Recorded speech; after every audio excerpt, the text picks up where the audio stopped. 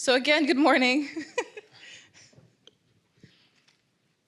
And I know time has gone really fast during this conference over the weekend, but it's been a very wonderful experience to be able to network and meet all of you and socialize with one another. And I'm really thrilled and honored to introduce Gloshanda, lawyer. Dr. Gloshanda, lawyer. So welcome and welcome back to Minnesota. Dr. Lori does have a wealth of experience with her research, teaching, and advocacy and how she influences the community. So the research and studies that she's doing now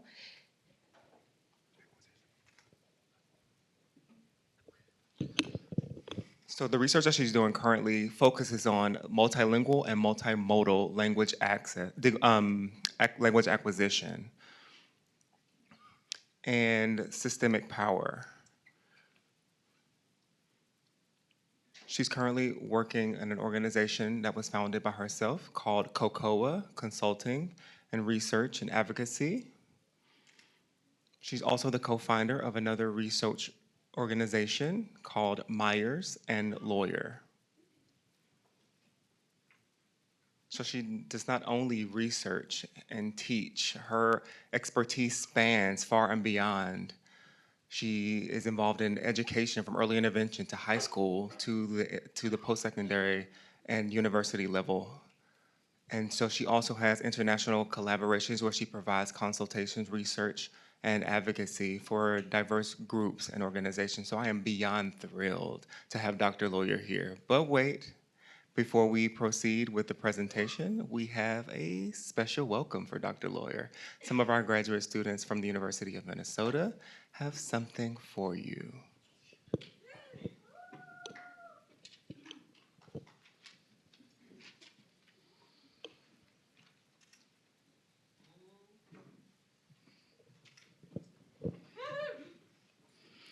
Hello, good morning.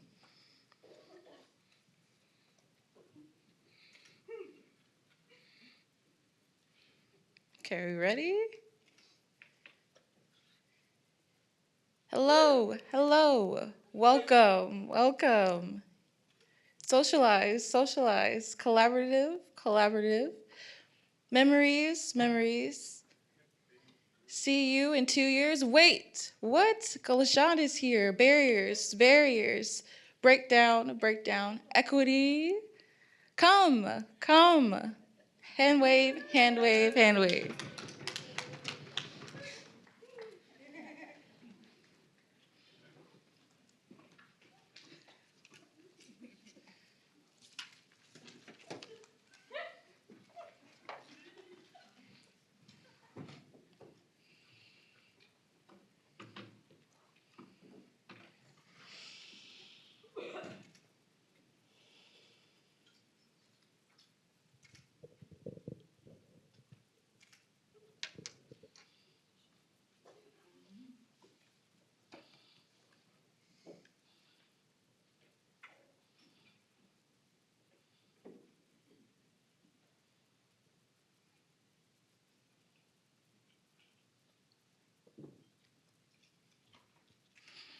Thank you so much, University of Minnesota. Honestly, it's really nice when you can have a culturally appropriate welcome. And it's so interesting, some of you, I saw there's certain situations yesterday and during workshops that I really felt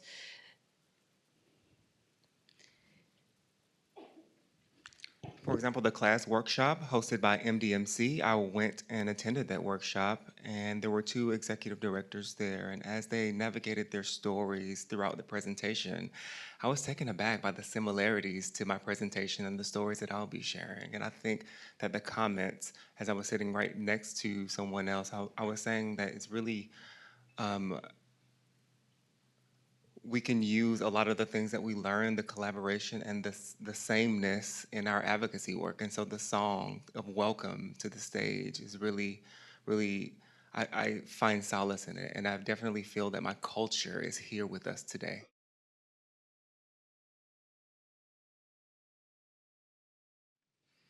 So good morning. And I'm really happy you all have continued to stay here into the last day and last morning. I know that it can be hard to socialize and sit in on workshops and take in all the information, and then also socialize late at night and partying with one another and wake up early, ready and refreshed for the next day. So I'm happy you all are here. Glenn. I am Doctora Gloshanda, lawyer. So I add the A on. So I added doctora because in Spanish the language is gendered, and so the A indicates feminine and the O indicates masculine. So if I was to use X or E as an ending, you will know that I don't follow gender binary. And so I use doctora to indicate who I am and how I choose to identify myself.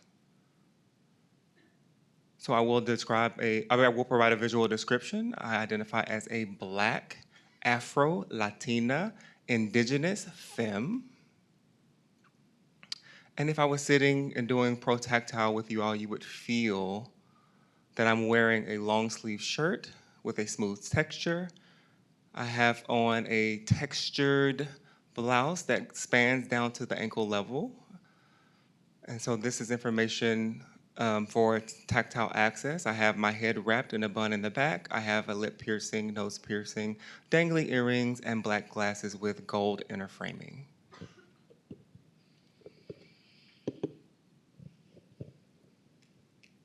Next slide, please. Next slide, please.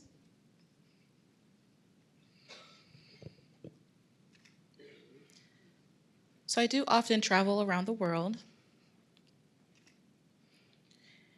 And I do recognize that people use terms of land acknowledgement. But what I will do now is not in land acknowledgement.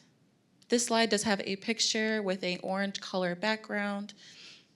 There are 11 tribal nations all over the state of Minnesota that are listed. But I won't recognize the land. I want to recognize the people. Often we use land to bypass the actual people. To describe land is nice, and it's important to have a relationship with our land, but the priority is to have a good relation with people, to honor them, to honor the people. So I want to honor the people who have historically and currently taken care for the place that you are able to gather, that you're able to take time to enjoy and learn and take in knowledge. So these are the people and the land that have been provided for you and I that have been benefiting from in the state of Minnesota. Next slide, please.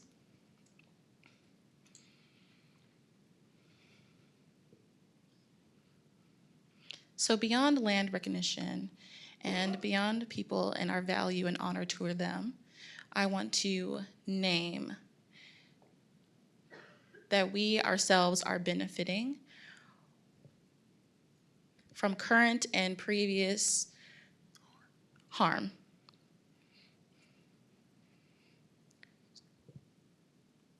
So we have gathered in this building. We have the opportunities to have access to lighting, technology, slides and presentations, iPads, but really we're actually causing harm to people in other countries, because they're the people that are finding the resources, going through,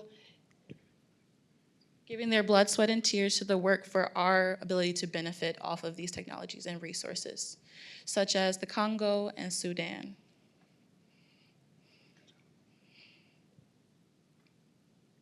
Next slide, please.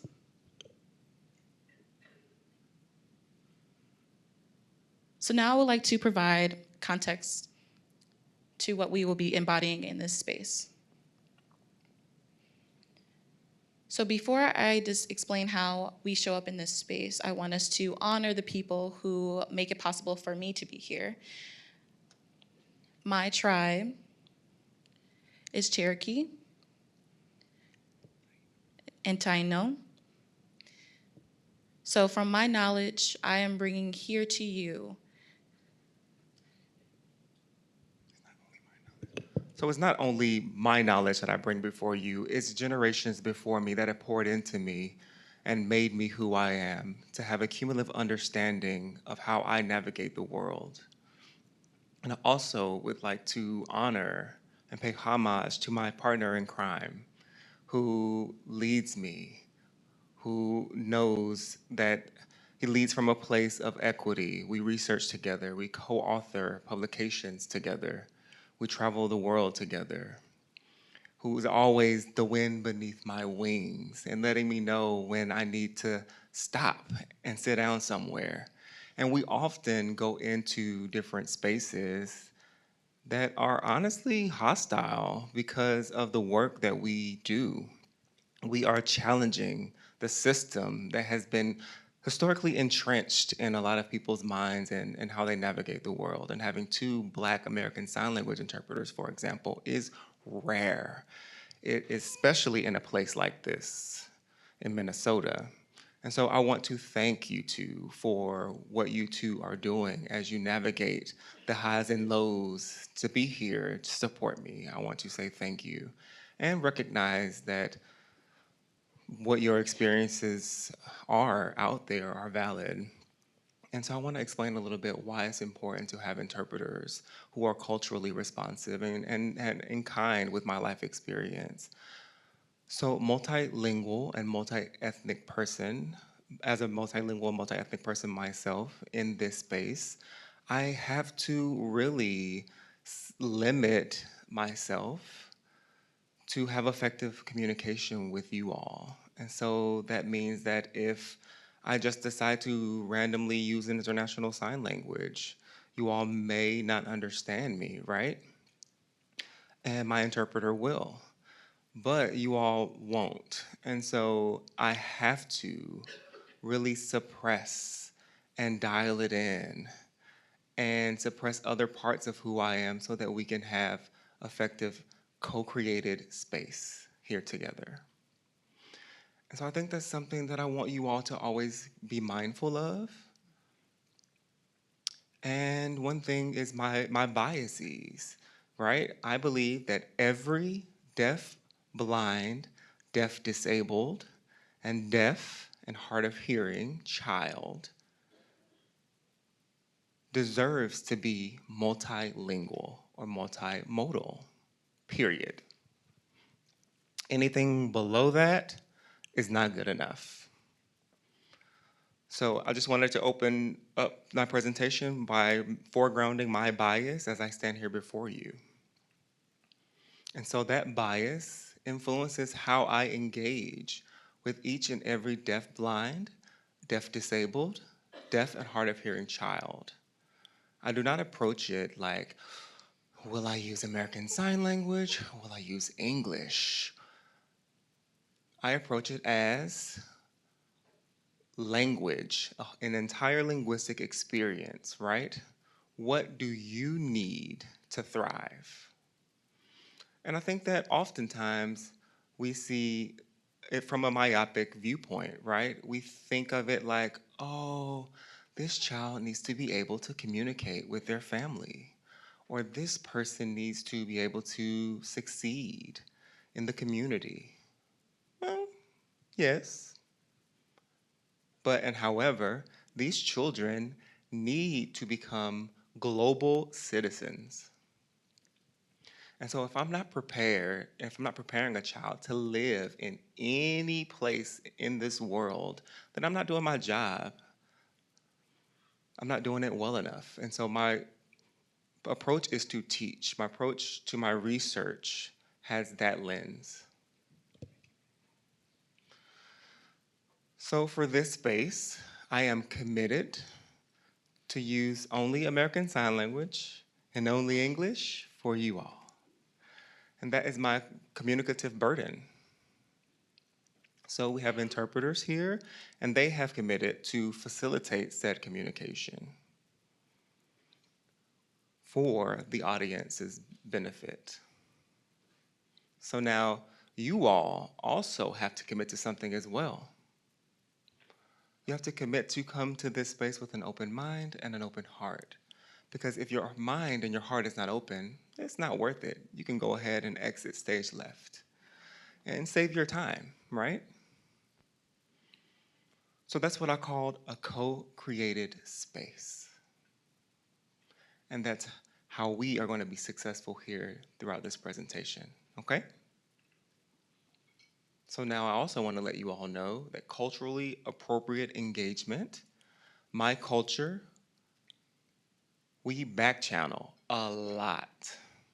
And so you will notice the interpreters nodding their heads, assenting, or you may notice some, wait a minute. That's back channeling. And so they're letting me know that I'm following you, I'm tracking you, I'm understanding you. And if at any point there's an aberration of any kind, that lets me know that I need to run it back, clarify, and do what I need to do to make sure that message is clear. And so I want you all to also meet me where I am, meet me at the level that my culture demands. Thank you so much. I travel around the world, I mix and mingle and meet people all over the place. And when I tell you that the United States, the culture seems the most just completely oblivious, right? Like, like what are you doing? What are you thinking about? Are you thinking about something at the house? Like, what's going on?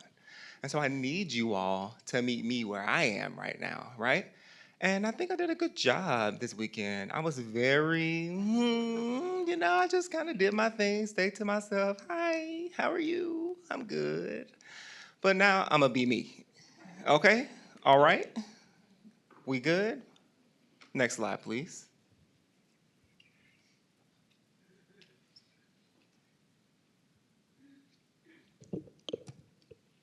Next slide, please.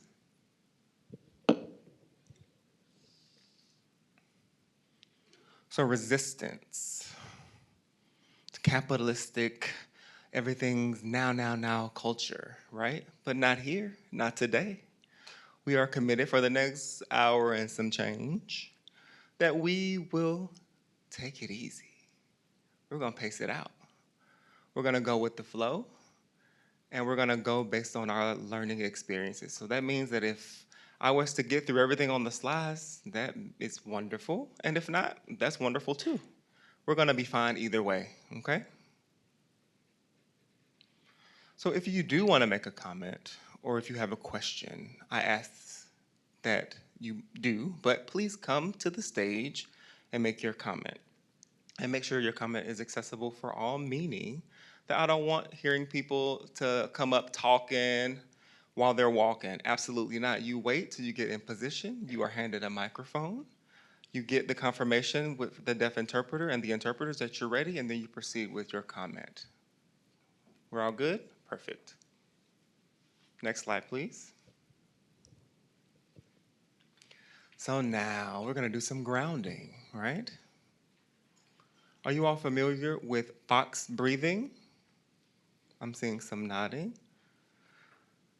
It is very beneficial. And I will start by modeling box breathing, and then we'll do it together with your consent, of course. So that means that if you don't consent, that's absolutely fine. That's your right. You can sit there and respect those around you who do consent to participate. So we're going to inhale for 4 seconds. We're going to hold that inhale for 4 seconds. We're going to exhale for 4 seconds. And we're going to hold for 4 seconds, right? And I want you all to take a moment to reflect on why you are here. We've had several presentations, and this is day 3. And I remember the opening keynote where I thought that it was a myopic view of the science and the reading, which is extremely important. Yes, there's definitely value there. Then yesterday afternoon's keynote was a little bit more broad as it related to language acquisition And so today, I'm taking a more keen perspective and a more global perspective because everything that we do operates in a system and so today I want to help you all envision and materialize how the system in and of itself impacts language acquisition and how it impacts reading development, okay? So I want you all to really reflect on those experiences. And I'm asking the interpreters to turn their voices off as well because I want them to also take part in the breathing exercise with us. Is everyone ready?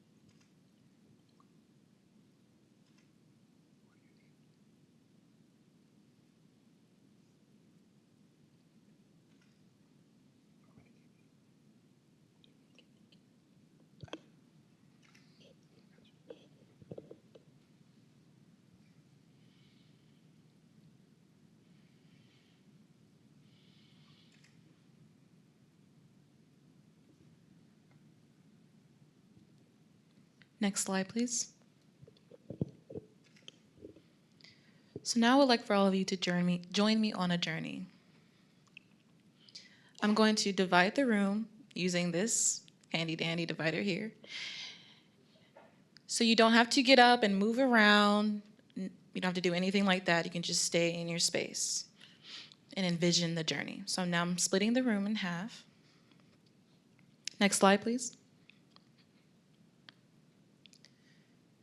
So think of yourself as if we're cycling. Okay? Can everyone do the motion with me? Cycle with me. Come on, people. We're cycling.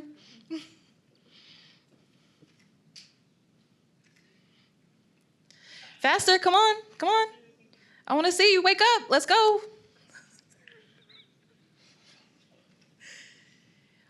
Now imagine your legs are working really hard, right? You're moving those legs. You're sweating. You're busy. You feel the wind blowing past your face. You're moving through the roads. Now you get a break, okay? So I have a plethora of water, many water bottles all over here, right? And I'm going to give it to this side of the room. Each person on this side of the room will have a bottle of water. Okay, are you good? Okay. I know you look thirsty. You've been biking. Come on, okay. And now on this side of the room, I'll throw 5 water bottles over here. So then whoever catches it, it's yours. You got it. Okay, one person caught it. Anyone else? I see some fighting. Okay. Okay, cool. Now we're ready to take our rest. And I have some pillows. Everyone on this side of the room will get a pillow. Okay, I'm handing them out. I'm giving you blankets. I want you to take your rest. It's very important, to have that rest. And over here, I have about 10 pillows, and I'm throwing them around. Here you go. And who catches it? Great. So we'll rest for about 5 minutes. Next slide. Okay, now we're ready. Our rest. We're good. We feel energized. We're going to hike a mountain. We're hiking. Okay, let's go. We're hiking a mountain.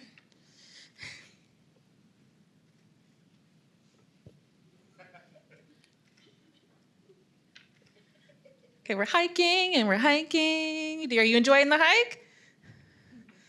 No? Okay, we're looking around, we're sightseeing, we're hiking. I'm tired. Okay, let's rest. So each of you, I will provide a massage. Enjoy this massage, stretch. You've worked so hard. It's very important to take in this massage.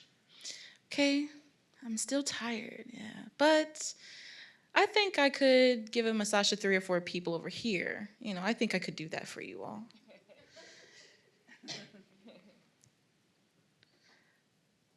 So let's just say I told you we're going to do this over again. It's repetitive. Every day, Monday through Friday. And we'll do this constantly for the next 9 months. And then when we're done, we would advance to the next level. So now we're taking a longer run. We're taking a longer bike ride. It's the same process. I'm still giving out water, still giving out pillows, blankets, massages, everything that you need. Now imagine we do this for 5 years. What, on this side of the room, what would you feel? Like you're done, you're finished, you're over it. You're broke, right? Interesting. It's not fair. Why do you feel like it's not fair? What's not fair about it? Well, this side of the room has more. It's interesting. Could you prove that they have more? You could ask them. You could. But it looks...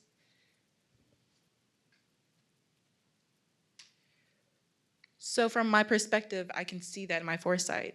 But where's your proof? Do you have it? Can you prove it? What would you start to believe about yourself on this side of the room? Not that I'm not important. Okay, interesting. Well, over here, what would you feel about yourself? What would you start to believe? Oh, I'm good, I'm set. I'm confident. I could keep going. Okay, so now let's just say this passes on for 3 generations. So I'm predicting, for my prediction, right, that this side of the room would have a strong kids, strong genes, a very active and powerful body. They enjoy exercise, maybe, right? I can see the benefit of that happening. Now, on this side of the room, for my prediction, from your experience, throughout generations will become weaker. So you would try to exercise every day. You're trying to find as much food and nutrients and water and get as much stretch as you can. And then when you have your children, they're also nutrient depleted. And their children will also be nutrient depleted. It doesn't matter if you have the same exposure to exercise, the same experience with exercise, you still don't have the same recovery, right?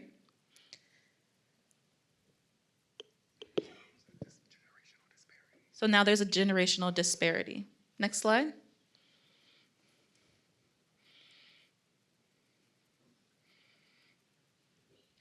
What if I told you, embrace the journey? Life is beautiful. Exercise is great. How would you feel? I'm done. Okay, I'm finished with it. Okay. You wouldn't believe me, right? You feel like, I'm over it. I'm fed up. But what about this side of the room? Would you believe it? Yeah, life is great. Embrace the journey. Yeah. Next slide.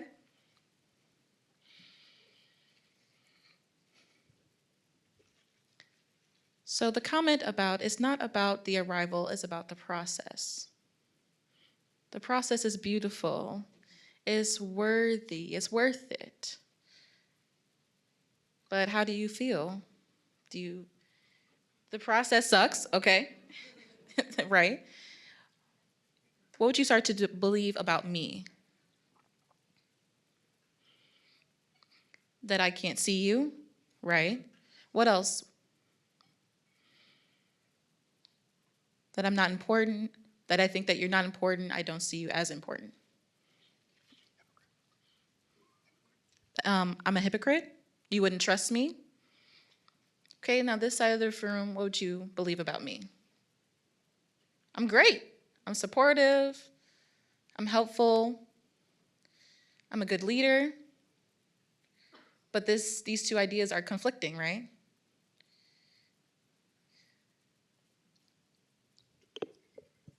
So two things can be true at the same time. Next slide. So I do have two pictures on my slide here.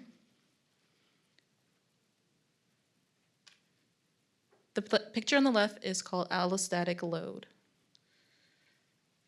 So this describes the psychological and physical and mental impacts that oppression has, or stress has.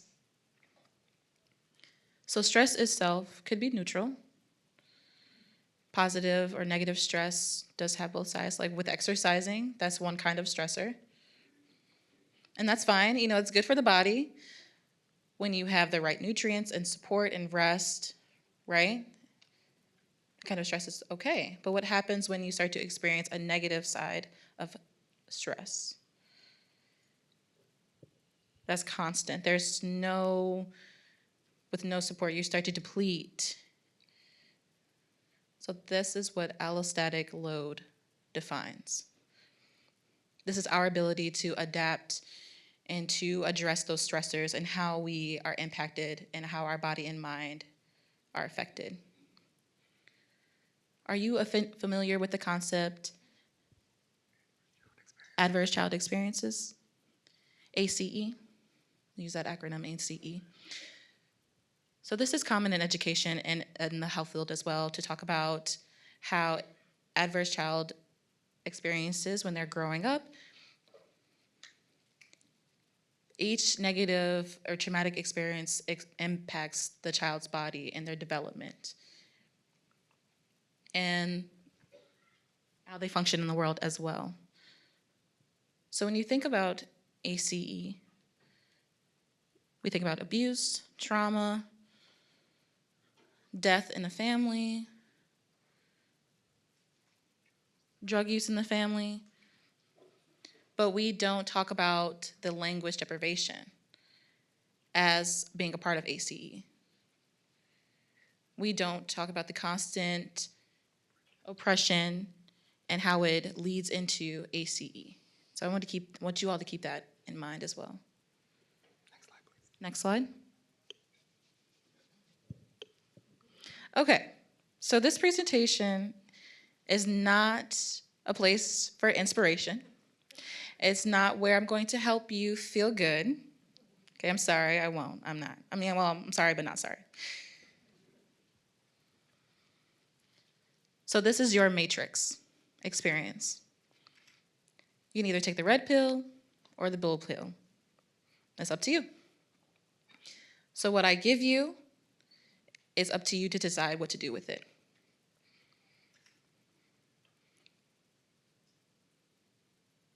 So another bias that I have is that what I've experienced for my entire full lifespan as a deaf-blind, deaf, hard of hearing children. So I'm a birth doula for marginalized people who are disabled or deaf-blind. And I am a doula for the entire birth process, and I support them through that. I'm also an early interventionist. I've also was a teacher in K through 12 settings. I also taught post-secondary, college level, and I've also trained those who've become teachers of the deaf. I've also trained interpreters. I've worked within the legal system, advocating for deaf people who were wrongfully accused and wrongfully imprisoned. And they have been in prison for 20 plus years fighting for their freedom. And I have taken the advocacy role in those efforts. And I've also worked with multilingual interpreters who work with deaf people from all over the world. And I am also a deaf doula. And so when I tell you, I'm not just commenting my opinions. I am telling you what I have seen with my own eyes, what I have witnessed from cradle to the grave, over and over and over again, what I am confronted with. And when I'm confronted with these things, I can't just simply move them to the side. I have to address them head on.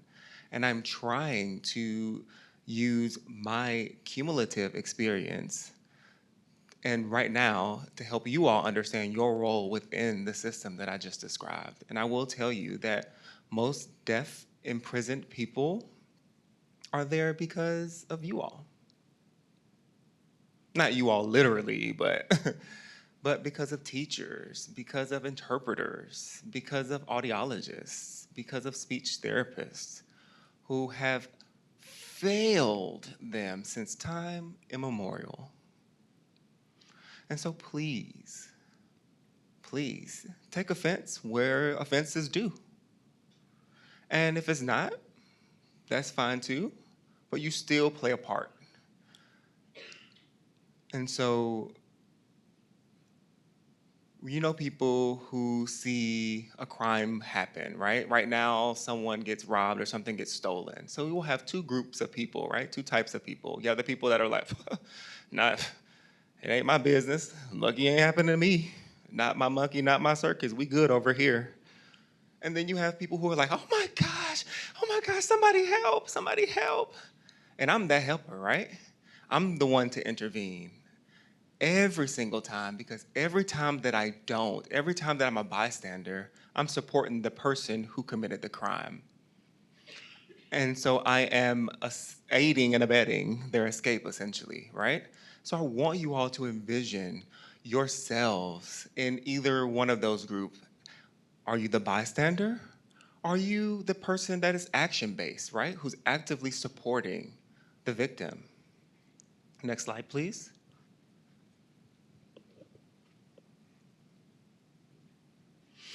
Whew. Reading. And we often talk about reading and language development for deaf and deafblind, deaf disabled, deaf hard of hearing students, right? We talk about that ad nauseum. 1 day, 2 day, 3 day, 4 day. We've been talking all weekend. But look at the stats. We hold deaf students, deaf children, to a standard that we don't hold hearing students to. It's definitely imbalanced. And we always are talking about, oh, deaf students are reading delayed. Oh my God, we have to do something. But look at the hearing people.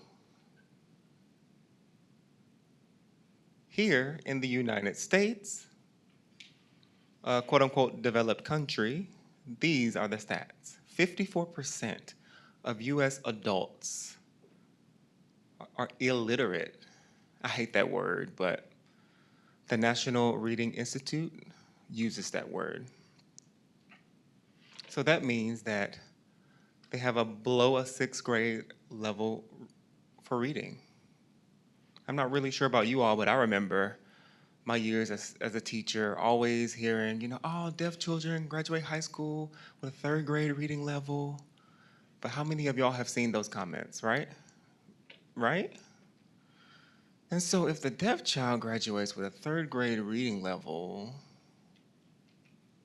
what's wrong with that? Look at the stats. Based on the numbers, based on the data, 54% of United States adults have literacy below 6th grade. So why are we always stigmatizing deaf children? Because they're quote unquote different? And we don't like different, right? Right?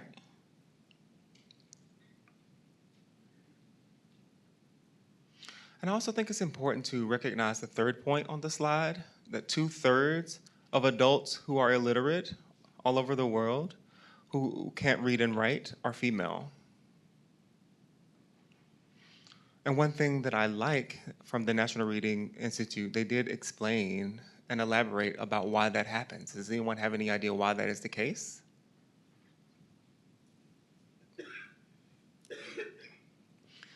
Deprivation of education?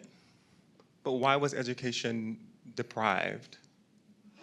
The system You stay at home, you take care of the children. I mean, we literally have laws that impede women from entering into school environments. And we think, oh, that's so awful. There's other countries, what they're doing. What's happening here in the United States? You know, historically here in the United States, do y'all know what has transpired?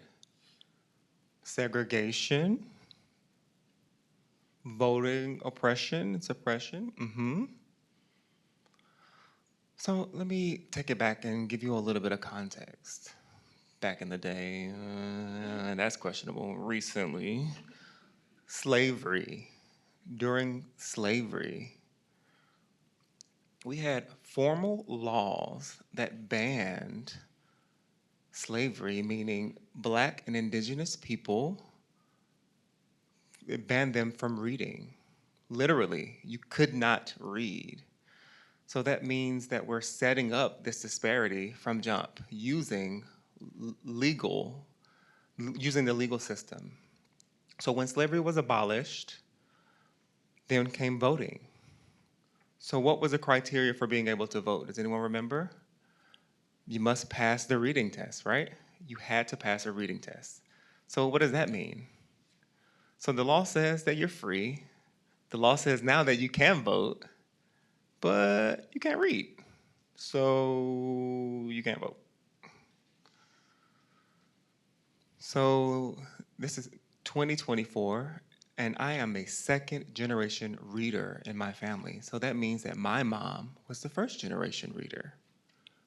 The first generation that could read in my family. Again, this is 2024.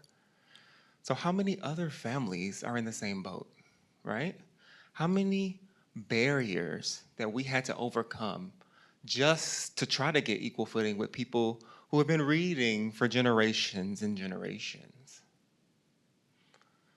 So that's the kind of thing that we have to really foreground, the innate disparity of the country, and also as staff and professionals, talking about, oh my gosh, I don't understand why these parents are not showing up to the school meetings. Oh, I don't understand why these parents are not involved.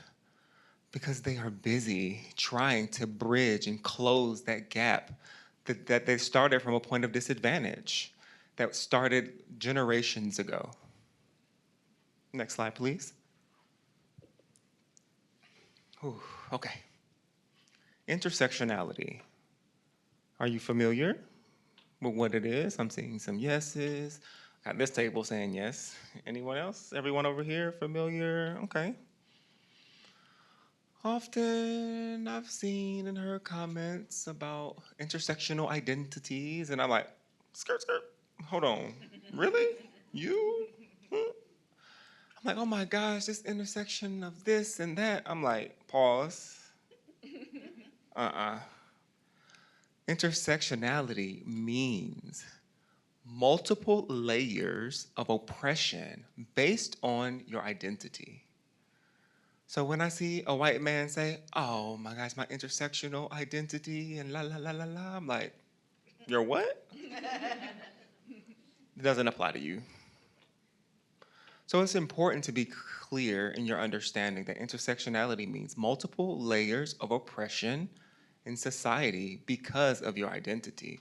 So that means me as a black woman, black queer woman, ooh, I do experience different things, but I work in higher education. So that means that some things don't impact me in a negative or an adverse way. And so I navigate the world differently.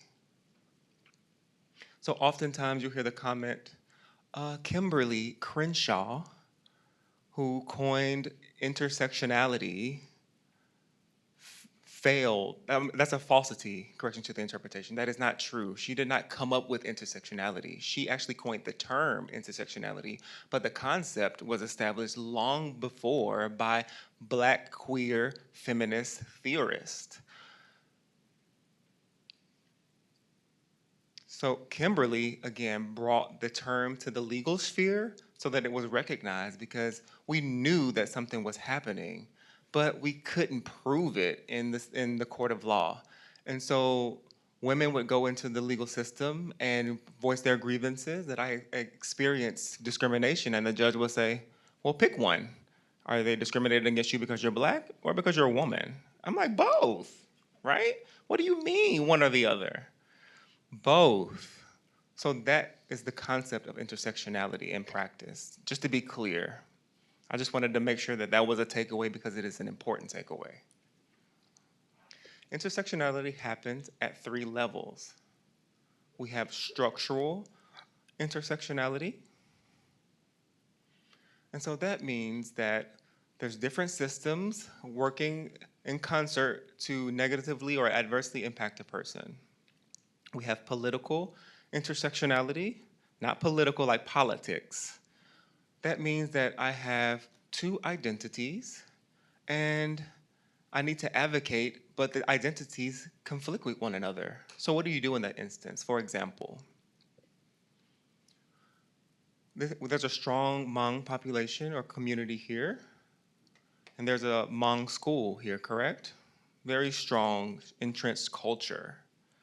Hmong language, linguistic exposure, advocacy, and all the supports in place, which is wonderful.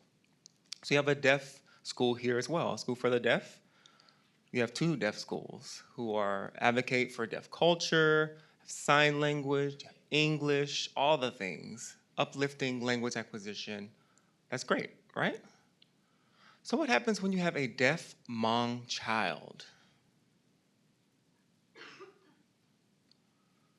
Which one, right? Which one? Red pill or blue pill, right? Do I go to the school with the culture and the positive experience and people who look like me, people who have like experiences? My family has a lot in common with these people. Or do I go into a school for the deaf that does not have diversity, will not have teachers who look like me, will not have people who understand and support my Hmong culture, but they do have that linguistic access, right? So that's political intersectionality where I don't know how to get both things without one of them suffering. Last, we have representational intersectionality. And so that means that what my community looks like in the media, is it a positive representation or is it a negative representation? Do I see black disabled people on TV? And when I do see representation, is it accurate or not? So that's representational intersectionality. Next slide, please. Well, I know we're moving. So this is kyriarchy. So we have intersectionality as it ties into identity. And there's a direct relation to kyriarchy. Kyriarchy is more of the entire system at large and what happens that causes this inequities and disparities. And some people are superordinate and some people are subordinate. And so some contexts I can go in and have privilege, and in some contexts I can go in and be oppressed. And so it's where oppression and privilege can be context specific. So kyriarchy has 4 levels. So we have grammatical and linguistic level. So that's how we express, right? For example, in one ear and out the other. What's the English for that you tend to use for that idiom?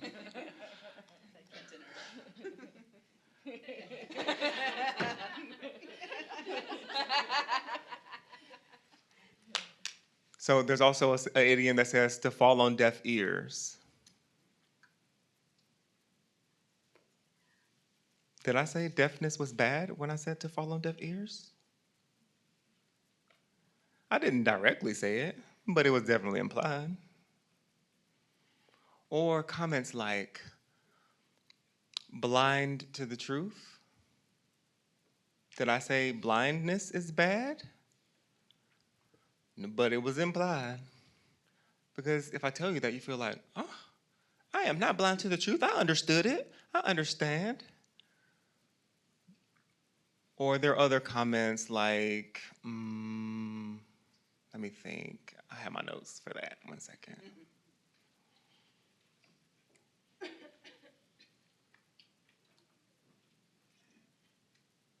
our sign choices, because often we go off on English about the English words and the vocabulary we use, but we do the same thing in American Sign Language. So I have some favorites. This sign. Do you know the word that's associated with this sign? Immigration or immigrant. So what does that actually mean? People who are sneaking their way into the country. So please stop using that sign. This is a sign for immigrant. This is an option. Another, varied or diversity. This is diverse. I work with diverse people. You have the highs and you have the lows, right? Someone is superordinated and someone is subordinated. Diversity or diverse. So our language use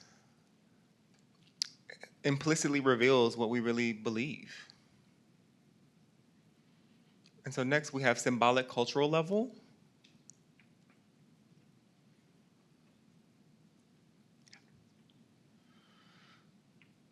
So we make identities seem normal. We make things seem real. And so that means that everything is a social construct. For example, way back when in the 1800s, you know, the railroads. Who built the railroads in this country? Do you all know? Mexicans, Chinese immigrants. At that time, because this country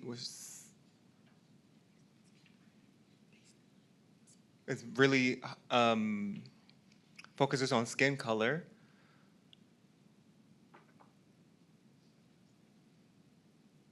we used them to build the railroads, and when the railroads were done and we saw no more when white people saw no more benefit, then it became, oh, Mexicans aren't white, they're brown people, so they were subordinated and their power was taken from them. So one example of how we make identities, you know, they're a not real thing. So ideological and cultural level, we make it normal. Like, for example, we make things that are normal and not normal, and we separate the two. And we have social and institutional level, where you aspire, who is the quote unquote aspiration socially and institutionally. Next slide, please.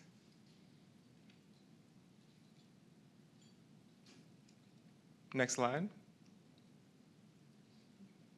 Four more, one more, right there.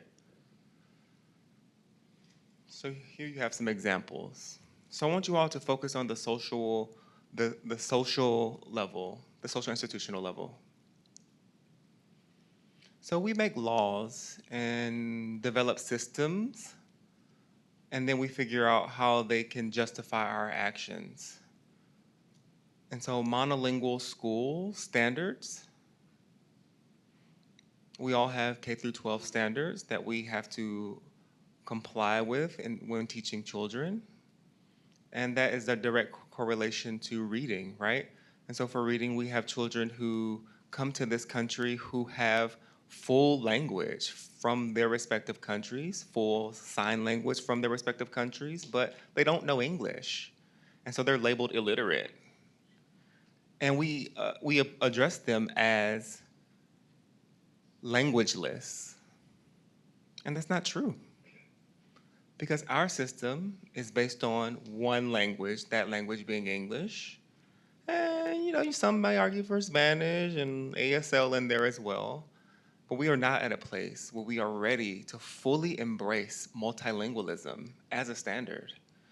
Because really, if we really valued people and their full humanity, it wouldn't matter what language they use. We would value them as a person.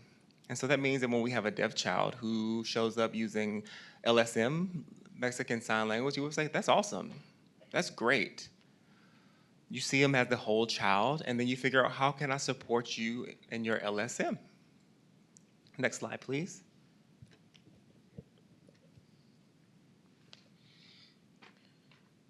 So we have hierarchy. And on this next slide, it's about how hierarchy manifests. There are 5 faces of oppression. Cultural imperialism. So we have the standard of speaking English. That is our standard in development. Being able-bodied, able-minded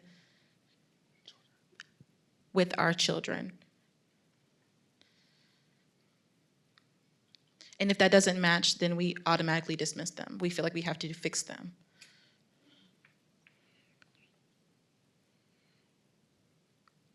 Powerlessness. So this means that when I'm born, the society that teaches me about my social position.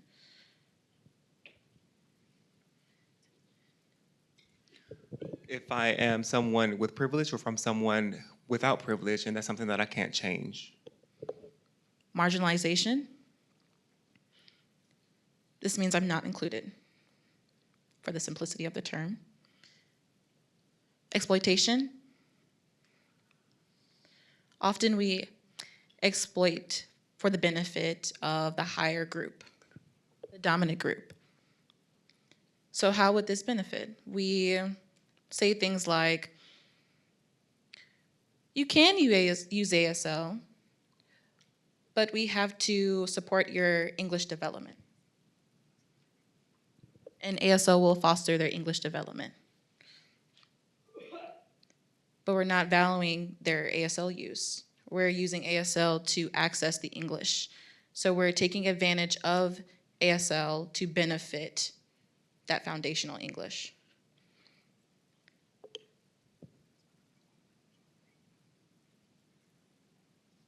And it's my belief that all languages are equal. Violence. People consider physical harm as being the priority, but there's actually another system that causes harm. There is harm that is, quote unquote, approved by the system. And so I want to be clear that I've used this sign for harm to reference physical harm, and this other sign for harm because it's physical and beyond physical. So for example,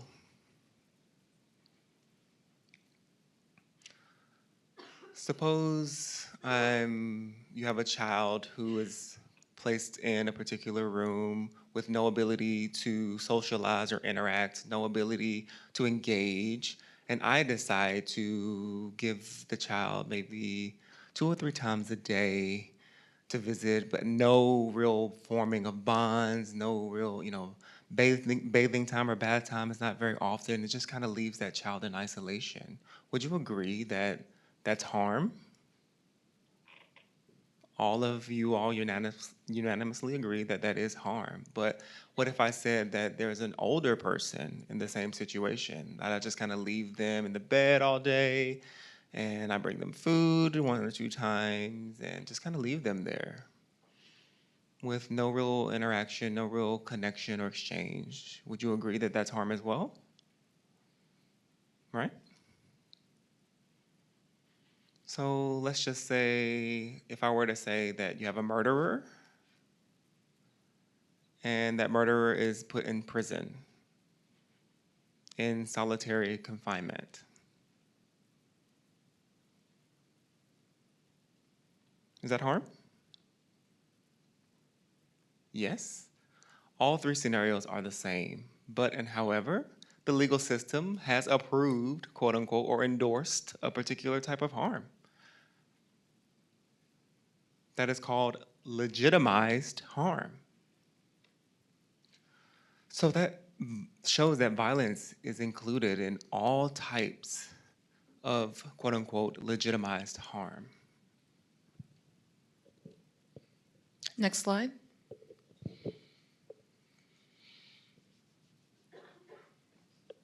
Next slide. Colonization.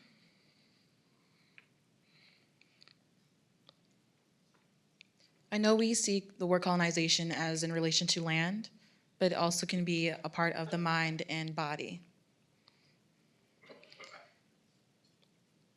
So there are 4 factors in colonization. Stratification based on humanity, how I label humanity.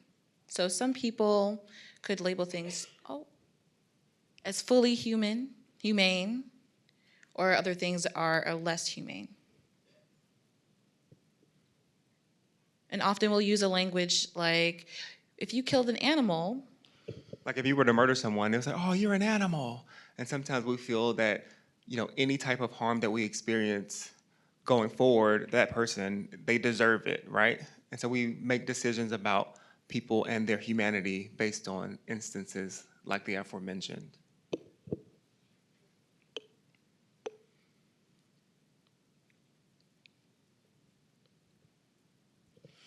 We act like colonization just happened and we just made it up, but that's called erasure. And so now we have the science. And it doesn't mean that science is bad, that is not the implication, but how we weaponize science is. For example, eugenics. Are you familiar with eugenics? Are you familiar with the bell curve?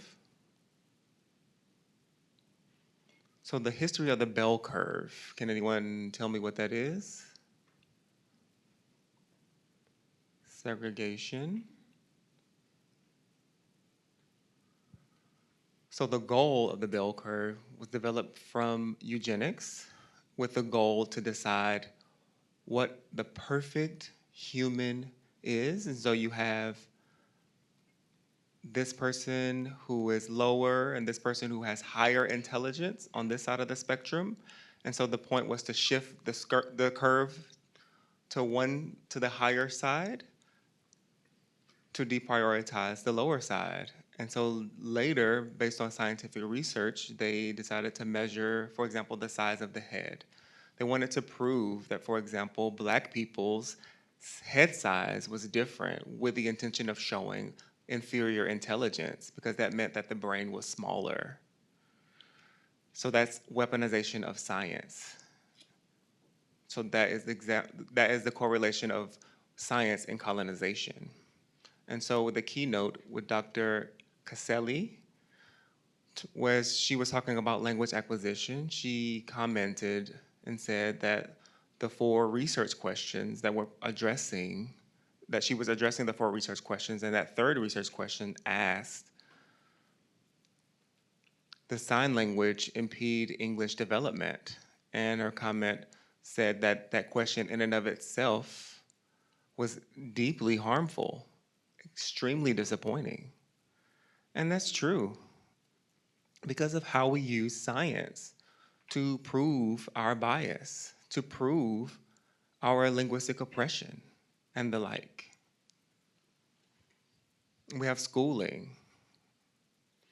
We use school as a place, that we know learning and erasing based on our positionality in society. And so that means that the school is a place where I learn. Am I good? Am I accepted? Am I smart? It's the same concept. You remember the story from this morning where I divided the rooms into those 2 different groups? I was the teacher in that instance, right? You all were the students. And I've never said that this side of the room was bad, and I never said that this side of the room was good. But based on how I engaged and the provisions provided, influenced who you are, quote unquote, or reflected who you were in my world, essentially. So that is how schooling ties into colonization. Next slide, please. So all of the aforementioned and what I recently described is what I have coined and titled the curriculum of colonization. I did research, I did interviews with deafblind, deaf disabled, deaf and hard of hearing persons who have experienced the school setting in this country, K through 12, college. Some were immigrants who migrated to the country later in life, and some were born and raised here in the United States. And all of them were people of color. So all of them proved over and over again what you see before you on the screen. So that is the macro view of the problem, the keen-sighted view of the problem that I've described. Next slide, please.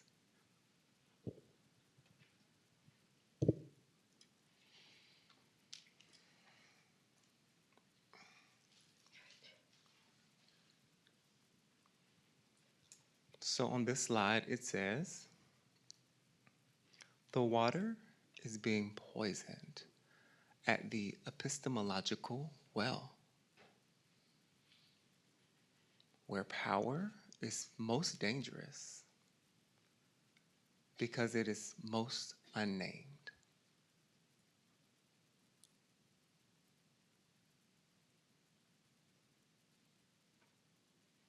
So things just happen over and over again, and we just let it happen, and we operate in that system, and we just keep blaming. It's the system, it's the system, it's the system.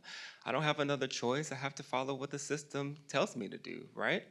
Yesterday, at the MDMC presentation, someone asked a powerful question. They said, what do you do when the rules that you're following are harmful or deleterious to other people? What do you do? I can tell you the answer that, based on my experience to date, people tend to absolve themselves. I'm just a teacher. I can't do much. I'm just a speech therapist. I'm supposed to just meet with the child 2 times a week and that's it. I'm just the audiologist. I just provide the resources, that's it. I'm just following the system. I'm following the state-based laws and guidelines, and that's the long and short of it. And remember, I've already told you guys about those 2 types of people, right? You're either going to be action-based or you're gonna be a bystander. Next slide, please.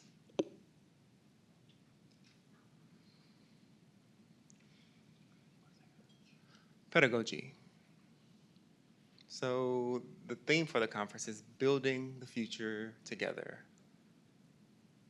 Dr. Denara mentioned in the opening. Next slide, please.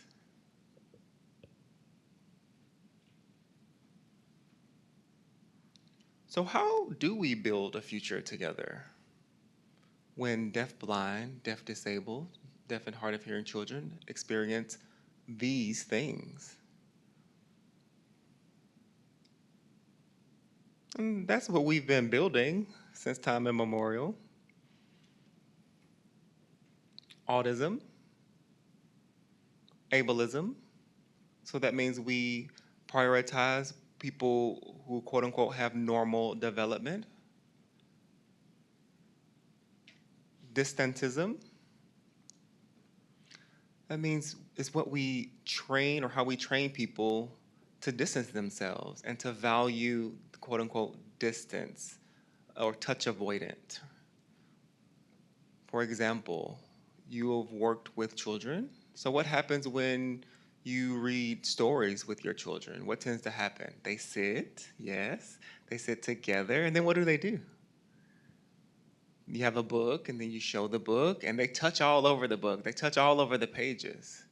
So what's the first thing that most adults will tell the student to do? Sit down. Don't touch. Look with your eyes. Listen with your ears. We train them, we indoctrinate these children to stop desiring touch. But touch is an actual sense, how we sense the world around us, how we learn from the environment around us. So that's distantism. Vidism. We give privilege to those who are sighted.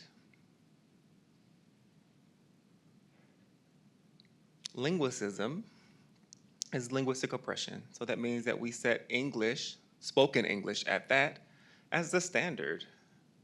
And anyone who does not follow that standard in this country is seen as less than and needs to be pulled up to be on par with the quote unquote systemically established standard. And then we have anti-blackness. That's a whole nother story for a whole nother day. I'm gonna hold on it though, but my point is racism, which is a common term that most of you are familiar with, but it's not limited to skin color. Anti-blackness focuses on how we can limit people all over the world in different categories. For example, you have black, right? Oftentimes when I travel, people make comments and say, "Who's that?" And the first thing that people respond and say, "Oh, she works in social justice." Because I'm black? Or my work is multilingual acquisition, like legitimate research. But I'm always pigeonholed. Do you mind coming to talk about social justice? And I'm like, y'all want me to talk about my expertise? Or so I say, okay, but that's the concept of anti-blackness. Well, one part of it, how we limit people based on our already preconceived mindsets of their capabilities and capacities. Black interpreters, for example. When a black interpreter walks into a space, the first thing that typically happens is, "Oh, I want you to interpret for this black person, that black person, that black person. I got these over here, you can get the black people." So we have this internal implicit bias that becomes explicit in a lot of different ways. And all of the isms that I just mentioned impact those adverse childhood experiences, the ACE. Remember at the beginning, I talked about the trauma, the abuse, the dearth and disparities, the neglect. Those are all ACEs. Oppression is also an adverse childhood experience as well. And so if we have a student who's experiencing all of the things, plus other external environmental factors, whew, that's heavy. Next slide, please.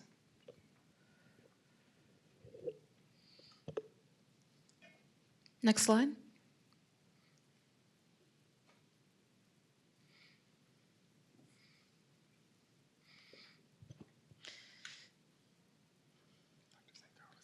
So Dr. Zangara's comment about the ways of the system need to be changed. And each of you, and myself included, are cogs in the system, as you see here in the picture. So we can blame the system and say it's terrible and feel any way about it, but what happens when you're trying to when a cog breaks? The machine stops working, right?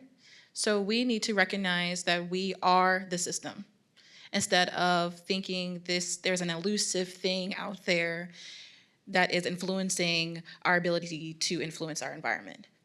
I am the decision maker. In my classroom, in my field, when I'm interacting with families, when I am owning my part, I can become a cog that shifts the system or that could break down the system. Next slide.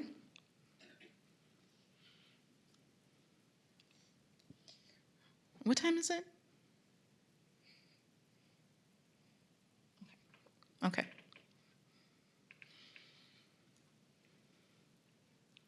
So with this slide, there are 4 levels. And really, it's just to help you understand how you impact the system, and I want to have an open discussion with this slide. So I'll just briefly discuss each point.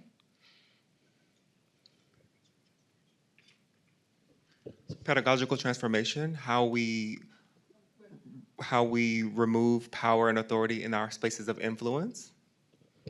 Curriculum transformation. It's what I'm being taught and how I'm teaching others. So I have to have a more analytical approach, not just taking what I'm given and giving that out and translating that. Faculty staff transformation, how we address our own fears and pedagogy of fear. So often fear can be related to a loss of a job. You know, if I don't do XYZ, I can lose my job. And remember we talked about violence at a systemic level. If you're afraid to do your job, if you're afraid to lose your job. It can be a form of violence. And then we have institutional transformation. And so those are the policies and practices that happen.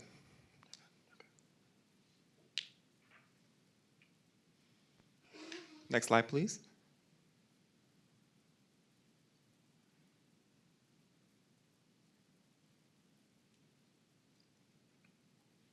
So we don't have to talk about the solutions. I want to talk about solutions, in fact. So this was developed to address everything that I've been talking about throughout this presentation with the curriculum of colonization. Next slide, please. So there's 4 points. So we must identify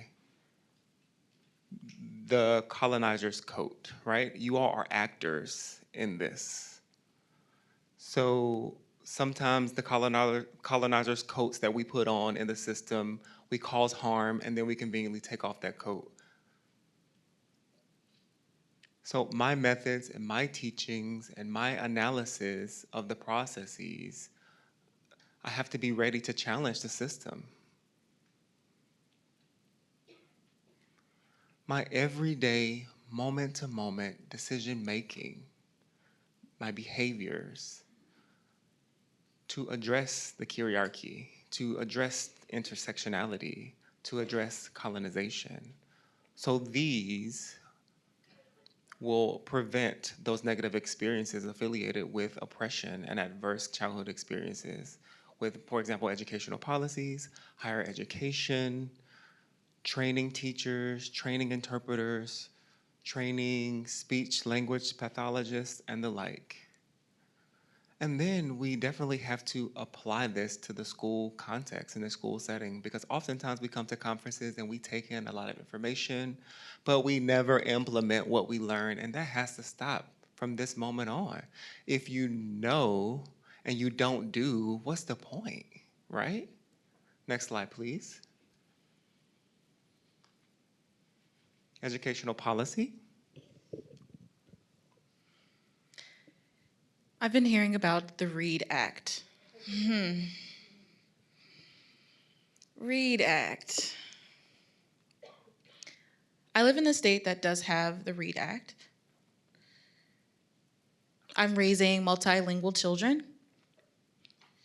And is this being recorded?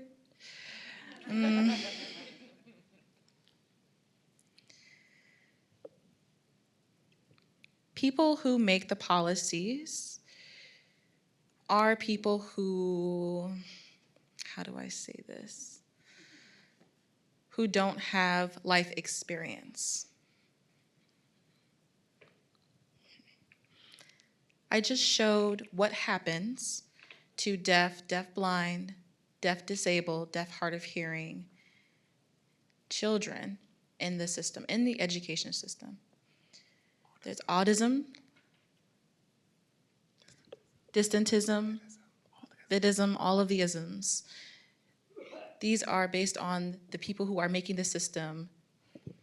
The people making the policies do not have that lived experience. And so there's the policies and the lived experiences are disjointed, and it continues to perpetuate the problem. And then we try to do research to address that perpetual problem, and things like, I want to prove that deaf children can read, or I want to show that deaf children are on par with non-deaf children. Stop, stop, stop, stop, stop, cut it.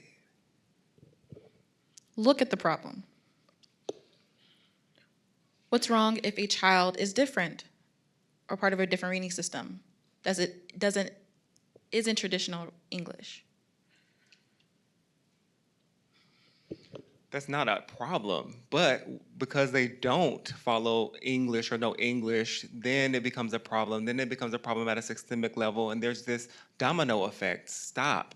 Address the policy. Address things at a policy level. Oppress those who are operating under a colonized system. And we need to stop them in their tracks because we can never prove that deaf children are as successful in the system if they don't want deaf children to be successful. Does that make sense? So if I am a multilingual child, and I was literally, I am a multilingual adult now, I would always be labeled as a failure in their system if English is not my best language, right? If I can't prove that my English prowess is complies or is on par with their monolingual testing, well, let me tell you what happened. Remember, I opened this presentation and I said that I have to really suppress parts of who I am just to show up in this space as an English and ASL user, right? Remember I said that at the opening? How many people understand what that labor actually feels like? Many people? Yes. Yes. When someone tests me on my English abilities, I have to actively prune and turn off all of the other cultures and languages that I bring with me that aren't English. My brain is more dynamic than English, and I can imagine and come up with more than you can imagine that can't even be, it's not even fathomable in English. And I have concepts, experiences in other languages that I cannot even express in English in the slightest. And so when you get to testing our dynamic, beautiful, deaf blind, deaf disabled, deaf and hard of hearing children in English only, we are telling them that I'm testing how well you can turn off all of the other beautiful parts of you. I mean, that's literally what we're testing, right? Is that valid? It's not. And so when we continue to support policies that try to quote unquote prove that the children can limit themselves to meet the quote unquote policies that have been established for them is crazy talk. I mean, it's insanity, right? So that's educational policy. Next slide, please.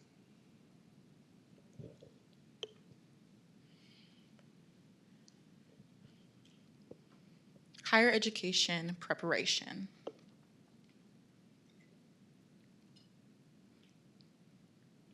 Look around the room.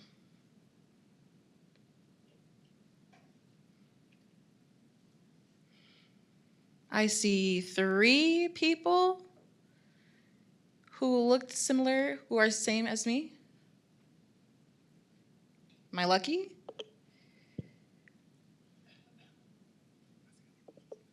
I see other cultures in this room that have less representation.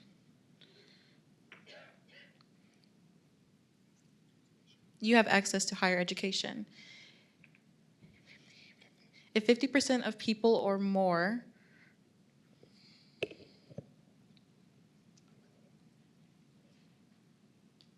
50% or more of our students are people of color. So 1 plus 1 is not equaling 2 here. So what happens, right? Where are the barriers? You have deaf-blind teachers of color, deaf-disabled teachers, deaf teachers of color. Something is happening as a barrier to entry to where that representation is paramount. And we have to do better, right? I can explain how to do better, but again, that's another presentation for another day. Next slide, please. Again, this is preparing for global citizenship. Not limiting deaf people to your skills, to your preferences, your belief system. provide everything that they need and have open access to resources so they're able to. So they're able to decide who they are, who they will be. And you can do that by being an advocate and advocating, for example, for immigrants who move to this country, and then advocating for those immigrants for them to achieve success. And because if they move back to their country, they may not have access to their home language because the schools here did not prepare them and support them to live as a global citizen in global society. Next slide, please. Early intervention and K-12 schooling. You all are often the first point of contact for these families, right? So you all set the tone for what's to come, so for what they can expect. So change your approaches. But boom, done. Okay. So any questions or comments? Next slide, please.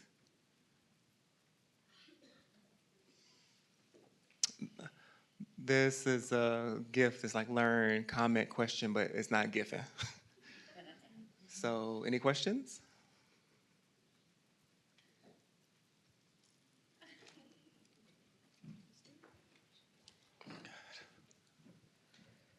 I am John, and you really made all of us think about a myriad of things from A to Z. This is very inspiring because, one small change can make a big difference. So thank you so much. Any others? And not only comments and questions, but points of disagreement are welcomed as well. Going once, going twice. We have a taker.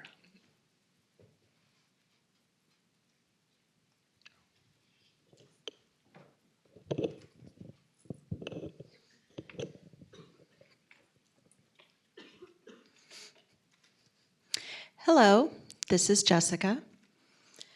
I was so impressed with your presentation. I've learned quite a bit, and many of your points helped me to realize I really agree with a lot of what you were talking about. And a lot of that also applies to my own personal experience from when I was in high school. And it really made me think and realize so many of the points that you were saying were true. In K-12 and in higher education, there needs to be a lot of change. And so I very much appreciated your presentation. Some of your points actually apply for some of the homework I will be doing in my college courses as well. So thank you so much for your presentation.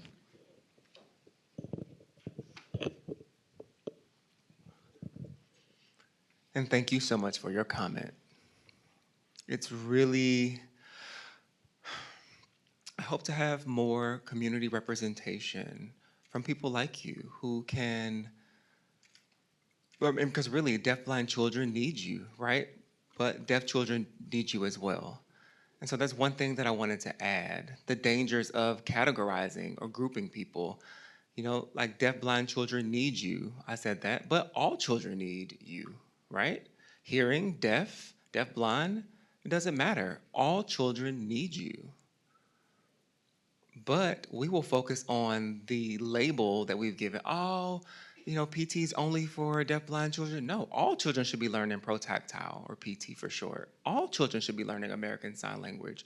So why are we limiting? Why are we pigeonholing? Again, that's my bias. That all children should be multilingual and multimodal, but I'll leave it there. Anything else? Thank you so very much for your attention this morning.